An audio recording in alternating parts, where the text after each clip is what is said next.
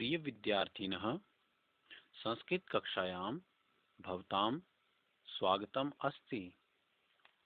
अद्य वयं शब्दविचारः इति विषयं पठिष्यामः। शब्दविचारः परिभाषा भाषायाः लघुतम इकाई वर्णः भवति। वर्णानां सार्थकः समूहः एव शब्दः भवति। अर्थात भाषा की सबसे छोटी इकाई वर्ण होती है। वर्णों के सार्थक समूह को ही शब्द कहा जाता है। संस्कृते पदभेदेन त्रिविधाः शब्दाः भवन्ति। संस्कृत में पदभेद से शब्द तीन प्रकार के होते हैं। नाम शब्दः, धातु शब्दः, क्रिया। अव्यय शब्दः। नाम शब्दः यदा शब्देन सह सुप् इत्यादि प्रत्ययानां प्रयोगः भवति तदा नाम शब्दस्य निर्माणं भवति। यथा राम, रामः। शब्दः द्विधा भवति, अजन्तः, हलन्तः च। अजन्त शब्दः यस्य शब्दस्य अन्ते स्वरः भवति सः शब्दः अजन्तः स्वारान्तः वा कथ्यते। यथा बालक, लता, नदी, फल इत्यादयः। हलन्त शब्दः यस्य शब्दस्य अन्ते व्यञ्जनं भवति सः हलन्त शब्दः अर्थात व्यञ्जनान्तः भवति। यथा राजन्, भवत्, मनस्, अस्मद्, किम् इत्यादयः। एते शब्दाः त्रिषु लिङ्गेषु, त्रिषु वचनेषु, सर्वासु विभक्तिषु प्रयोगं भवति। अस्मिन् पाठे अजन्त शब्दान् पठिष्यामः। अजन्त पुल्लिंग शब्दाः। राम अकारांत शब्दः। एकवचनं, द्विवचनं, बहुवचनं। रामः, रामौ, रामाः। रामं, रामौ, रामान्। रामेण, रामाभ्यां, रामैः। रामाय, रामाभ्यां, रामेभ्यः। रामात्, रामाभ्यां, रामेभ्यः। रामस्य, रामयोः, रामाणां। रामे, रामयोः, रामेषु। हे राम, हे रामौ, हे रामाः। बालक, छात्र, गज, काक, शिक्षक, सिंह, नृप आदि सभी पुल्लिंग अकारांत शब्दों के रूप राम शब्द की तरह ही चलते हैं। अर्थात ऐसे शब्द जिनका अंतिम वर्ण अ हो और वे शब्द पुल्लिंग हों, वे सभी शब्द राम शब्द की तरह ही होते हैं। हरि इकारांत शब्दः। हरिः, हरि, हरयः। हरिं, हरि, हरीन्। हरिणा, हरिभ्यां, हरिभिः। हरये, हरिभ्यां, हरिभ्यः। हरेः, हरिभ्यां, हरिभ्यः। हरेः, हरयोः, हरीणां। हरौ, हरयोः, हरिषु। हे हरे, हे हरि, हे हरयः। मुनि, रवि, कवि, गिरि, कपि, अग्नि, ऋषि आदि सभी पुल्लिंग इकारांत शब्द हरि शब्द की तरह चलते हैं। अर्थात जिन शब्दों के अंत में ई हो और वे शब्द पुल्लिंग हो तो उनके रूप हरि शब्द के समान होते हैं। भानु उकारांत शब्दः। भानुः भानु भानवः भानुं भानु भानून् भानुना भानुभ्यां भानुभिः भानवे भानुभ्यां भानुभ्यः भानोः भानुभ्यां भानुभ्यः भानोः भानवोः भानूनां भानौ भानवोः भानुषु हे भानोः हे भानु हे भानवः गुरु साधु शत्रु शिशु तरु सिंधु आदि सभी उकारांत पुल्लिंग शब्द भी भानु शब्द की तरह होते हैं। वे सभी शब्द भानु शब्द की तरह होंगे जिनके अंत में ऊ हो और पुल्लिंग हों।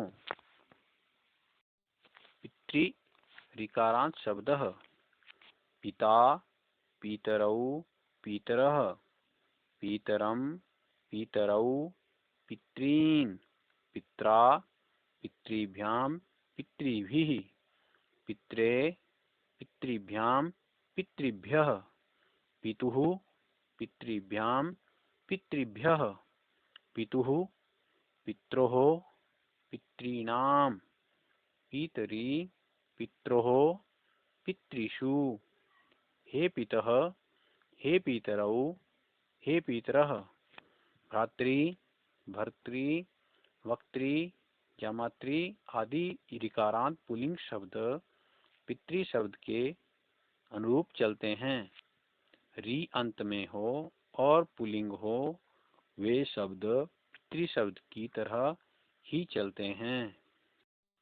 लता आकारांत स्त्रीलिंग शब्दः लता लते लताः लतां लते लताः लतया लताभ्यां लताभिः लतायै लताभ्यां लताभ्यः लतायाः लताभ्यां लताभ्यः लतायाः लतयोः लतानां लतायां लतयोः लतासु हे लते हे लते हे लताः बालिका माला राधिका गंगा कन्या प्रजा आदि सभी अकारांत स्त्रीलिंग शब्द लता शब्द की तरह ही होंगे।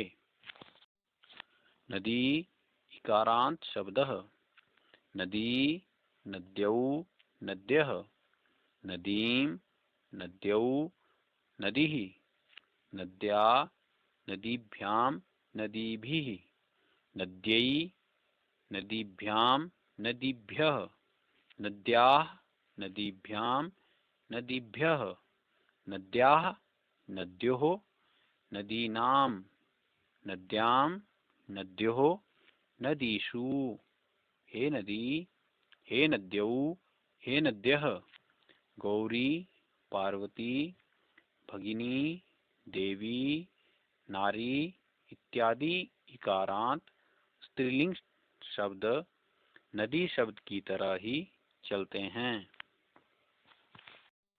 अजंत नपुंसकलिंग शब्दाः फल अकारांत शब्दः फलम फले फलानि फलम फले फलानि फलेन फलाभ्यां फलैः फलाय फलाभ्यां फलेभ्यः फलात् फलाभ्यां फलेभ्यः फलस्य फलेः फलानां फले फलयोः फलेषु हे फल हे फले हे फलानि मित्र नेत्र वन जल पुष्प पुस्तक इत्यादयः अकारांत नपुंसकलिंग शब्दाः फल शब्दवत् भवन्ति अर्थात ये सभी शब्द फल शब्द की तरह ही होते हैं। मधु उकारांत शब्दः मधु मधुनी मधुनि मधु मधुनी मधुनि मधुना मधुभ्यां मधुभिः मधुने मधुभ्यां मधुभ्यः मधुनः, मधुभ्यां, मधुभ्यः, मधुनः, मधुनो, मधूनां, मधूनि, मधूनोः, मधुषु। हे मधु, हे मधो, हे मधूनि, हे मधूनि। अश्रु, वस्तु, जानु, श्मश्रु इत्यादयः उकारान्त नपुंसकलिङ्ग शब्दाः मधु शब्दस्य सदृशाः भवन्ति। अर्थात अश्रु, वस्तु, जानु, श्मश्रु इत्यादि उकारांत नपुंसकलिंग शब्द मधु शब्द की तरह ही होते हैं। अर्थात जितने भी उकारांत शब्द हैं और नपुंसकलिंग हैं वे सभी मधु शब्द की तरह ही चलते हैं। आज जो हमने इस पाठ में पढ़ा उसका गृह कार्य आपने अपनी अभ्यास पुस्तिका अर्थात कॉपी में लिखना है। प्रश्न 1, नदी शब्दम अभ्यास पुस्तिकायाम लिखत। नदी शब्द को अपनी अभ्यास पुस्तिका में आपने लिखना है। प्रश्न 2, भवान अद्य कम उकारांत पुल्लिंग शब्दम पठितवान। आज आपने कौन सा उकारांत पुल्लिंग शब्द पढ़ा। प्रश्न 3, लता शब्दः अस्ति अकारांत स्त्रीलिंग शब्दः अथवा इकारांत स्त्रीलिंग शब्दः। आपने बताना है लता शब्द अकारांत स्त्रीलिंग शब्द है या इकारांत स्त्रीलिंग शब्द। प्रश्न 4, मधु शब्दस्य तृतीय विभक्ति लिखत। मधु शब्द की तृतीय विभक्ति लिखिए। प्रश्न 5, वन शब्दः फल शब्दवत् भवति। तम स्वटिप्पणी पुस्तिकायाम लिखत। वन शब्द फल शब्द की तरह ही होता है, उसको अपनी टिप्पणी पुस्तिका अथवा कॉपी में लिखिए। पद परिचयम देयम। पद परिचय दीजिए। पद परिचय होता है शब्द का परिचय देना। जैसे रामेण, रामेण में शब्द है राम शब्द, पुल्लिंग शब्द है, तृतीय विभक्ति में बनता है और एक वचन में बनता है। तो रामेण का परिचय हो गया राम शब्दः पुल्लिंगः तृतीय विभक्ति एक वचनम। वैसे ही आपने इन तीनों शब्दों का भी परिचय देना है। नदी, बानुनाम, फलेषु।